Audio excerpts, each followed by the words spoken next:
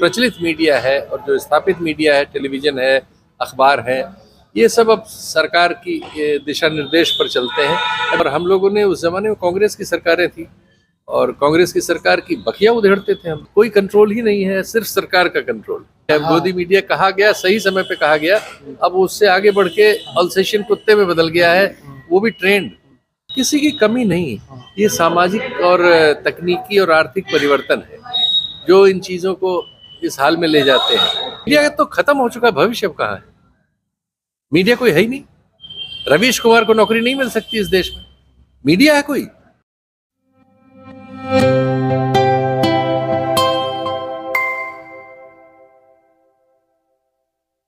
व्यवस्था का चतुर स्तंभ मीडिया कभी काफ़ी अपनी विश्वसनीयता के लिए जाना जाता था, लेकिन इधर कुछ वक्त से उसकी काफ़ी अविश्वसनीय हो गया है। हमारे साथ वरिष्ठ पत्रकार शीतल पी सिंह हैं साहब हैं, उनसे जानेंगे जो आज की मीडिया की स्थिति है और उसका क्या भविष्य होने वाला है। शीतल पी सिंह, सबसे पहले ये बताइए कि क्या स्थिति आप मीडिया की इस वक्त देख रहे हैं? नहीं, मीडिया अब नहीं है, मीडिया खत्म है। कुछ कोशिशें हैं जो सोशल मीडिया पे इंडिविजुअल्स बहुत सारे करते रहते हैं, लेकिन चूंकि टेक्नोलॉजिकल कंट्रोल ऐसा है कि उसकी बहुत सीमा है और वो चूंकि इंटरनेट बेस्ड है, कभी भी वो इधर उधर हो तो उसको सरकार कंट्रोल कर सकती है। लेकिन फिर भी जो कुछ थोड़ी बहुत आप कह सकते हैं मीडिया जैसी कोशिश कहीं अगर है तो इन्हीं स्ट्रक्चर्स में है। बाकी जो मीडिया प्रचलित मीडिया है और जो स्थापित मीडिया है, टेलीविज़न है, अखबार है, ये सब अब सरकार की दिशा निर्देश पर चलते हैं। अब इनका जनता से कोई मतलब नहीं है, कि जनता के विरुद्ध है और ये सिर्फ सरकारी नीतियों का सरकार के प्रचार के काम आते हैं और जो चीज़ें सरकार अच्छा अपने लिए नहीं समझती है, चुनौती समझती है, उनको नुकसान पहुंचाने के काम आते हैं, जिसमें अवाम भी शामिल।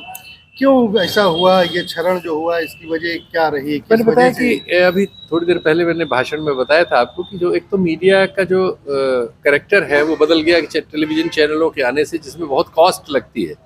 देखिए, ये तो आप कर सकते हैं, टेलीविज़न चैनल नहीं निकाल सकते, तो संख्या बहुत कम हो गई। तो 400-500 लोगों को पूरे इंडिया में डील करना है और वो सब के सब आर्थिक रूप से बड़े बुरे हाल में है। रेवेन्यू उनका नहीं आ रहा है। 90-95% मीडिया का जो टीवी सेक्शन है घाटे में है, तो सरकार पर निर्भर है। उनका 80% रेवेन्यू जो है 90% सरकार से आ रहा है। जो 4-5 ग्रुप सफल भी हैं वो भी उनका 80% रेवेन्यू सरकार से आता है। तो सरकार पैसे दे रही तो उसकी पूरी कीमत वसूल रही है। उनको उसने लगा दिया है कि वो आप विपक्ष को हमला करो, इवन कोई आंदोलन करे तो उसके खिलाफ चले जाओ, किसान करें, छात्र करें, व्यक्ति करें, और जो उसके समर्थक कुछ धनी लोग हैं जिनके लिए वो काम कर रही है, नीतियों वगैरह में जो घालमेल कर रही है, उनकी सबकी रक्षा करें। मीडिया इसी प्रयोग में आ रहा है। लंबे समय से आप मीडिया में है, पुराना दौर कैसा था आज के दौर के मुकाबले, और कितना वो गोल्डन दौर था पत्रकारिता के लिए? नहीं, हम लोग तो जब शुरू हुए 83 से मैंने पत्रकारिता शुरू की, 83 से 84 में मैं अमर उजाला में आ गया था। उसके पहले फ्रीलांस एक साल के आसपास किया था। हमारे ज़माने में अमर उजाला में थोड़े बहुत रिस्ट्रिक्शंस थे, थोड़े बहुत, लेकिन मैं उसमें डेस्क पे था तो मेरे लिए वो इशू नहीं था। तो जो रिपोर्टर्स थे उनके लिए था कि भाई फलाने को जरा छोड़ देना, फलाने को, इससे ज़्यादा नहीं। लेकिन मैं उसके बाद एक राष्ट्रीय अखबार चौथी दुनिया नाम से निकला था 85 में दिल्ली से, उसमें मेरी भर्ती हो गई थी। उसमें तो हमें पूरी स्वतंत्रता थी और हम लोगों ने उस ज़माने में कांग्रेस की सरकारें थी और कांग्रेस की सरकार की बखिया उधेड़ते थे हम लोग। मैंने पूरे जीवन उन्हीं को मतलब वो सरकार थी और हम जनता की ओर से सवाल पूछते थे, उनकी कमियां मिलती थी तो उन पर रिपोर्ट करते थे। और हमें कभी किसी ने उस ज़माने में, ना हमारे एडिटरों ने और ना सरकारी ओर से कोई तंग नहीं किसी ने किया, बल्कि बड़ी साख थी प्रिंट वगैरह की। उसके बाद चीज़ें बदलना शुरू हुई, लेकिन फिर भी ये हाल जो आज है ये होने में तो 40 साल लग गए।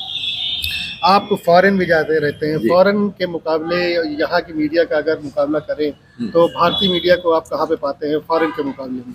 नहीं, या दोनों जगह एक ही स्थिति है? नहीं, तकनीक और बहुत सारी चीज़ों में कंट्रोल्स हैं, लेकिन वहाँ फॉरेन, पर्टिकुलरली यूरोप की अगर हम बात करें, यूरोप में जो नागरिक अधिकार हैं, आप अचरज करेंगे, इंग्लैंड में संविधान ही नहीं है, लेकिन जो नॉर्म्स हैं वो इतने स्ट्रांग हैं और उसको लेके कोर्ट्स और समाज सब इतना सचेत है कि वहाँ इस तरह का ढील पोल नहीं हो सकता। वहाँ तो ये जो सोशल मीडिया के यूट्यूब वगैरह हैं, इन पे बड़े बड़े मुकदमे हुए हैं और इन लोगों को बहुत बड़े बड़े हर्जाने देने पड़े हैं और अपने को करेक्ट रखना पड़ता है। यहाँ तो कोई कंट्रोल ही नहीं है, सिर्फ सरकार का कंट्रोल।